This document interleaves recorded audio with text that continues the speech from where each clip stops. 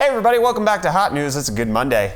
I think so. Anyways, you might hear some noise during this episode because apparently they're painting the roof. And that's how it came to pass, that on the second to last day of the job, the convict crew that tarred the plate factory roof in the spring of '49 wound up sitting in a row at 10 o'clock in the morning, drinking icy cold Bohemia-style beer. So the noise right above us gonna be going ham soon, maybe? I don't know. Hopefully they're done. We'll find out. Anyways, today's video is brought to you by UFD Deals. In case you're trying to buy computer parts on the internet, you can check out UFD Deals to save money because we list the best deals that we can find on websites, and you save money, we make money through affiliate codes. Everybody is a happy camper. Cheaper computer parts, why not? Yes, please. Anyways, going the opposite of cheaper computer parts, apparently we have indication that although Nvidia has said directly that they're not working on anything besides 2080 Super, benchmarks kind of indicate something differently, because IDA64 apparently has a listing of a brand new graphics card that should be the 2080 Ti Super, which just makes me go, why do we need this? Why is this a thing? Who needs another $1,200 graphics card? I sure don't. I'm still recovering from the $1,200 graphics card I've already bought. Look at its shell right here. This thing has no GPU in it. It's just an empty shell of what it once was.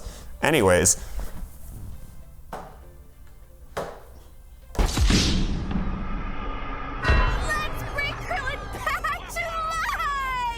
Apparently, there's a new GPU listed there called the RTX T10-8, which indicates that it's a GeForce GPU, not a Titan line of graphics cards. And given Nvidia's recent Super launch, the 2080 Ti Super would be the only one that makes sense because it's based on Nvidia's TU102 chip. So why? Why do we need this? I mean, are they going to unlock the 2080 Ti slightly? In which case, it's going to be closer to a Titan RTX in performance, even though it doesn't have the higher amounts of VRAM. Or are they just going to add faster GDDR6? Or are they going to add more GDDR6? Why is it 11? But it's very, very special because if you can see, the numbers all go to 11. And they give us a 12. I don't know. Do you know the answers to these questions? Maybe they'll give us 16 to just kind of spit in the face of the Radeon 7. I guess we'll find out at some point. This is not a card I want. This is probably the card that should have launched this time last year, because tomorrow is the 1-year anniversary of the RTX announcement. Good, Brett. Words speak well good. And this leak is going on top of the fact that Jensen recently said that buying a GPU without ray tracing is crazy. Why would you do that? Especially when Nvidia sells GPUs without ray tracing. The GTX 16 series. Well, buying one of those is crazy, you idiots. Well, apparently, to be fair, they've enabled ray tracing on GTX class cards, so it's not necessarily all that bad, even though it's not hardware enabled.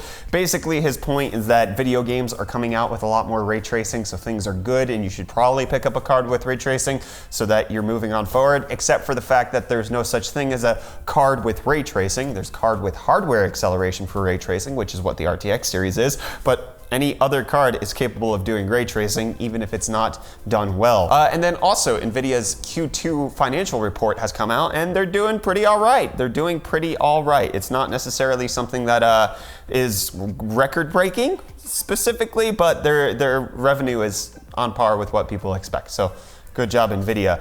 And then, in case you weren't expecting this, which I kind of wasn't, Nvidia chose to announce a lot of new titles with ray tracing, including, and this one pisses me off, Minecraft. Okay, in case you want to see what ray tracing on Minecraft looks like, we've already done a video on that because somebody actually spent the time introducing path trace global illumination to Minecraft. Well, now Nvidia just comes out and says RTX on, there you go. Here's the new Minecraft that is ray traced. On top of that, they're also going to be coming out for Modern Warfare, Dying Light 2, Watch Dogs Legion.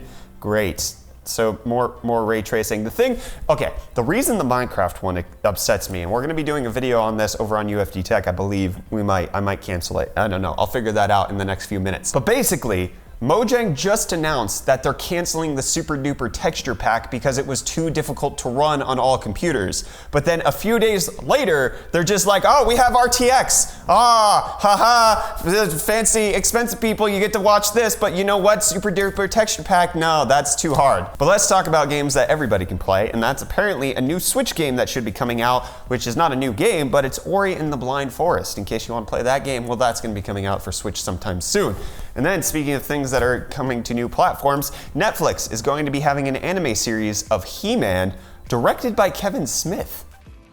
This is a combo that I didn't know I needed, but probably would enjoy. It's called Masters of the Universe Revelation.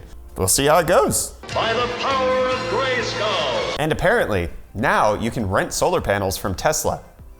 What is this? Anyways, starting at $50 a month, I believe up to $200 a month, you can rent solar from Tesla. And the amount varies based on like how much power usage you're gonna use. And technically it would be the exact same thing as paying for a power bill, but this time it's sustainable. I mean, this actually seems like a pretty decent way of expanding solar power to a lot of different people. I know that even if I'm not owning it, paying $200 a month for my house to be powered by solar power, and then and then using sustainable electricity.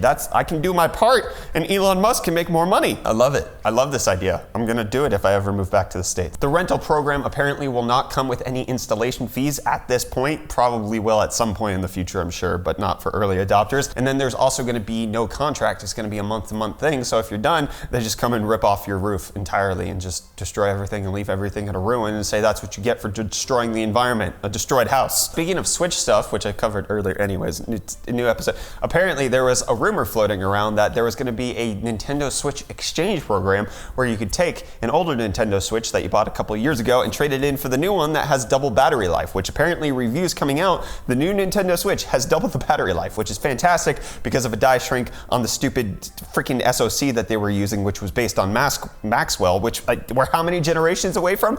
Anyways, whew.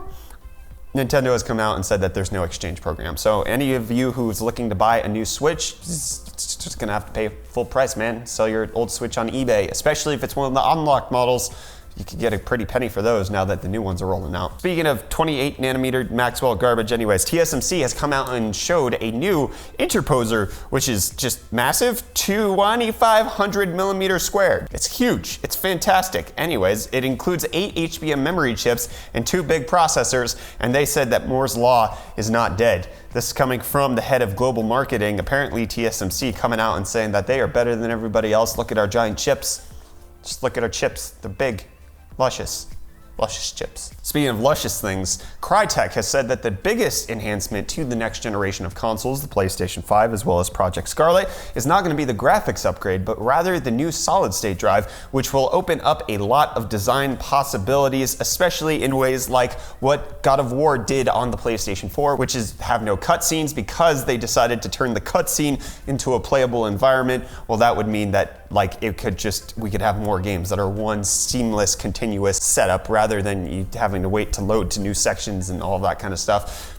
Sony already showed a lot of this off, especially when they did a Spider-Man demo, which showed that you could swing from one side of New York to the other side faster because the world would actually load in quicker and not hinder your progress. So kind of cool, but we'll see whether or not it's getting taken full advantage of on launch titles. Probably not, because those are still going to be built for the PlayStation 4/PlayStation 5, but it'll be good going into the future, I'm sure. And then in case you have a case that has a USB Type-C front header, but not a USB Type-C motherboard. Anyways, Silverstone has a really cool adapter that just was announced, which allows you to connect a USB 3.0 header to a Type-C. It's an adapter, it's amazing, I love it, just buy it. Speaking of things that are amazing that I love, Final Fantasy 15, well, apparently that came out on Steam a while ago and has sold 1 million copies a year and a half in, which is great, especially considering that it had like an 18-month launch on consoles first, and then came out for PC. The fact that the Windows edition is selling 1 million copies is quite good. And I hope that it means that Square Enix will take PC development seriously and we'll get Final Fantasy Remake on the PC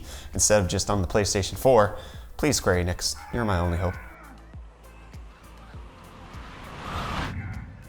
Oh, well, I'm gonna end this episode of Hot News there. They finished with the roof. We didn't have any noise. I talked about it at the beginning of the episode and it didn't even matter. Yay! Anyways, hit the like button if you enjoyed this video. Why don't you get subscribed to stay up to date on all of our news-related stuff. And don't forget to check out UFD Deals if you're picking up computer parts to save money. Check it out. Check. That's an old Beastie Boy song. Anyways, I'm Brett with the Hot News channel. Thank you so much for watching, and I'll see your smiling faces again in the next video. Goodbye!